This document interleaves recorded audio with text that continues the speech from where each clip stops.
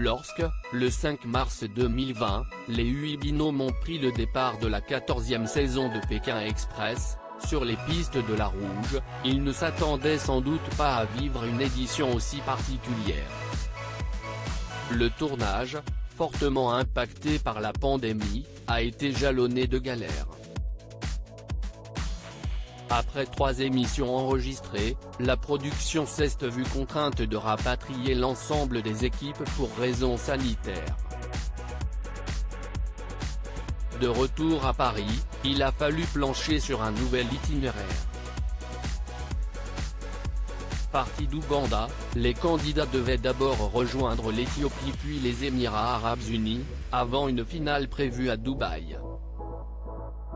Ils sont finalement repartis 6 mois plus tard, direction la Grèce, pour finir en Turquie, à Istanbul. Un accident mortel déjà contrainte d'imposer la distanciation et le port du masque aux binômes et aux techniciens, pas facile dans une voiture, la production a dû gérer, à Antalya, dans le sud de la Turquie, un accident mortel. Celui d'un automobiliste âgé de 82 ans, venu percuter 2 véhicules transportant un binôme et une partie de l'équipe. Légèrement blessés, les 2 candidats impliqués dans cette collision ont dû rentrer en France, à 2 étapes du dénouement de la course. Pour ne pas heurter les téléspectateurs et par décence vis-à-vis de la victime, aucune image ne sera montrée à l'antenne, mais la production y fera tout de même allusion. Jouer pour gagner au milieu de ce marasme, les participants n'ont pas perdu de vue leur objectif, la victoire.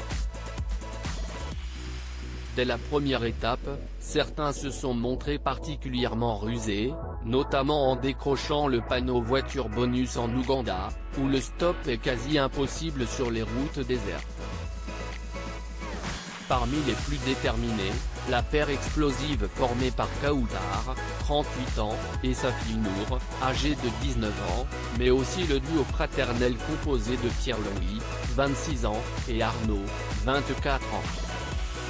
Quant à Christophe et Claire, il joue la carte du décalage, lui, le dandy antisportif, et elle, l'énergique tête brûlée.